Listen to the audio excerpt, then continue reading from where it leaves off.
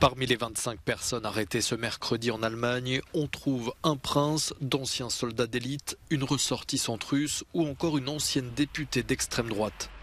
Selon la justice allemande, ces personnes feraient partie d'un groupuscule d'extrême droite et complotiste prêt à renverser les institutions démocratiques du pays.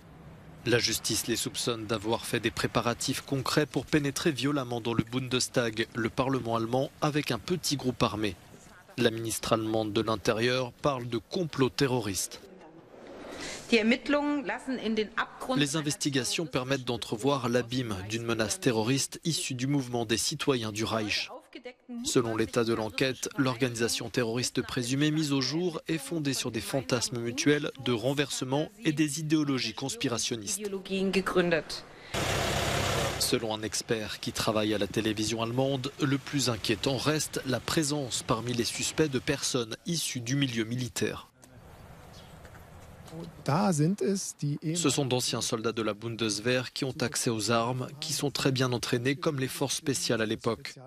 Et c'est précisément d'eux qu'émane le danger selon les enquêteurs.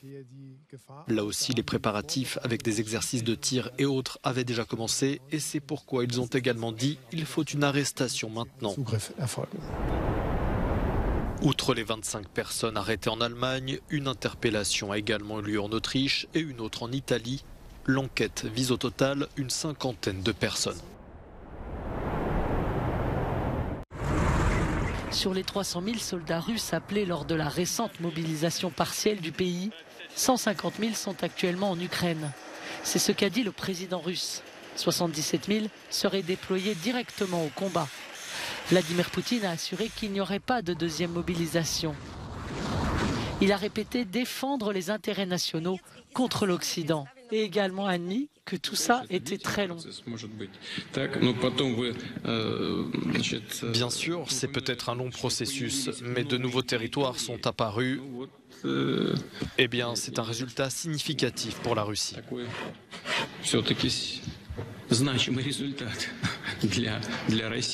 Ça, c'est un cimetière d'obus russes. Les Ukrainiens les ont rassemblés à Kharkiv. Ils accusent l'ennemi d'utiliser des missiles interdits.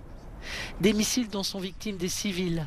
À Kourakové, près de Donetsk, dans l'Est, un marché, une gare routière, des stations-service et des immeubles d'habitation ont été frappés. Bilan, au moins 6 morts. Le haut-commissaire des Nations Unies aux droits de l'homme a visité la ville d'Izium et ses fosses communes, découvertes après le retrait russe. La Russie fortifie ses positions défensives le long de la frontière ukrainienne et dans sa région de Belgorod.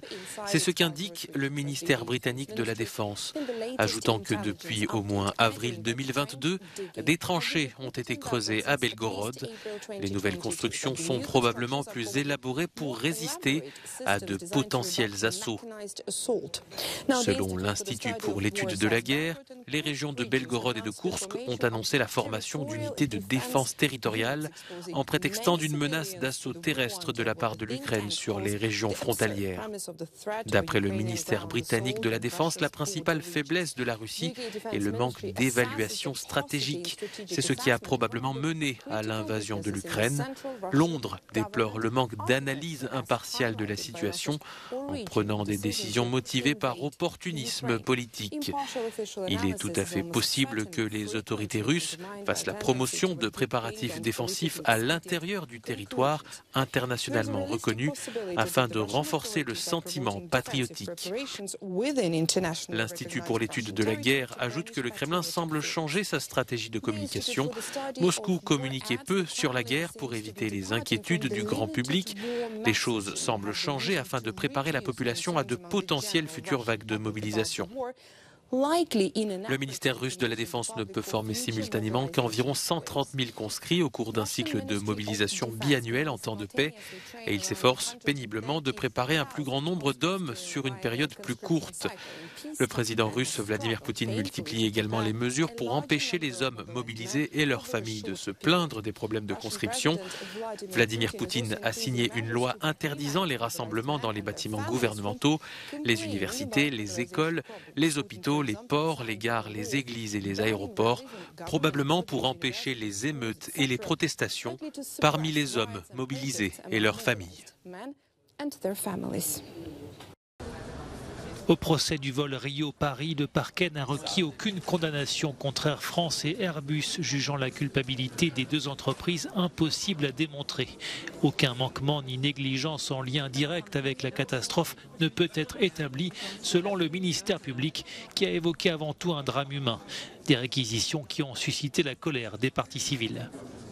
Nous sommes tous absolument, non seulement choqués, mais en plus outrés par le sens des réquisitions auxquelles nous venons d'assister, parce qu'elles font fi, je vous le dis, de 9 semaines de débats et elles font fi de la peine des victimes. C'est une immense tristesse, c'est un immense gâchis, 13 ans. 13 ans que ces familles attendent. Et aujourd'hui, elles ont l'impression qu'on leur marche dessus. Parce que, qu'est-ce qu'on nous a dit? On nous a dit, écoutez, c'est faux, t'as pas de chance. Hein. C'est de la faute des pilotes. Les pilotes, Air France a fait tout ce qu'il fallait, Airbus a fait tout ce qu'il fallait. Alors, pour les téléspectateurs ou les auditeurs qui vont m'entendre aujourd'hui, avant de monter dans un avion Airbus, moi je vous conseille d'aller brûler un cierge. Parce qu'aujourd'hui, on est dans l'aléa le plus complet. Le 1er juin 2009, le crash du vol Rio-Paris au milieu de l'Atlantique avait causé la mort de 228 personnes. Pointé du doigt, un problème de givrage des sondes Pitot qui mesurent la vitesse à l'extérieur de l'appareil, lequel traversait alors une zone orageuse.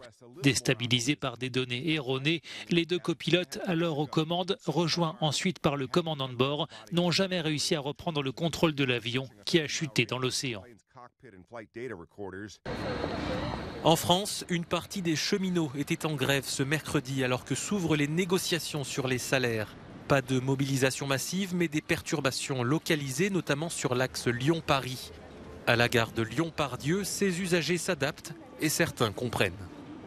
En fait, moi je prends le TER tous les jours et du coup ils ont été tous supprimés. Donc j'ai pris un car qui m'a emmené ici. Mais moi ça a été parce que j'ai le premier arrêt, donc en fait j'avais direct une place, mais en fait il y a je pense bien une centaine de personnes qui n'ont pas eu de car en fait. Si après qu'ils aient des revendications, ça me paraît normal effectivement vu l'inflation, mais pour autant je pense que c'est toujours un peu embêtant de perturber les voyageurs, quoi. Donc c'est un peu mitigé, on va dire, voilà. Dans le contexte de forte inflation, les syndicats réclament des hausses de rémunération. La direction de la SNCF et le gouvernement français veulent éviter des perturbations pendant les fêtes de fin d'année. Le climat est tendu au sein du groupe ferroviaire, les contrôleurs menaçant de faire grève les week-ends de Noël et du Nouvel An. En Chine, les manifestations inédites contre la politique zéro Covid semblent avoir porté leurs fruits. Pékin annonce ce mercredi un assouplissement des règles sanitaires en vigueur depuis bientôt 3 ans. Ainsi, certains cas positifs sont désormais autorisés à effectuer leur quarantaine à domicile. Le recours au confinement, parfois appliqué sur des quartiers voire des villes entières, sera réduit. Autre changement notable, le recours au test PCR généralisé est abandonné. Jusqu'à présent, il était demandé aux habitants de se faire tester plusieurs fois par semaine pour pouvoir accéder à tout lieu public. La Chine va aussi accélérer la vaccination des personnes âgées, son point faible qui l'empêchait jusque-là d'assouplir ses règles sanitaires. La Chine a cherché à maintenir sa politique intransigeante tout en faisant tourner la deuxième économie mondiale. Mais la frustration de la population face aux restrictions et les mauvais résultats économiques ont fini par faire plier les autorités chinoises. Alors que s'ouvre ce mercredi à Montréal la COP15 sur la biodiversité, le président des Nations Unies, Antonio Guterres, a rencontré hier des jeunes activistes du climat venus du monde entier. L'occasion de discuter des nombreux objectifs de cette conférence, comme l'ambition phare surnommée 30 par 30, qui vise à protéger au moins 30% des terres et des océans de la planète d'ici 2030. Il a soulevé des points intéressants durant la conversation, mais cela nous a montré aussi qu'il y a une certaine déconnexion entre la façon dont les jeunes pensent et certains des objectifs clés comme le 30 par 30 ou les solutions basées sur la nature, qui sont des choses sur lesquelles les jeunes ont des points de vue différents. Hier, on a eu Valérie Plante, on a eu le ministre aussi de la Culture et aujourd'hui, c'est le ministre de l'Environnement, c'est le secrétaire général. Donc pour moi en tant que jeune, ça montre la motivation des décideurs politiques.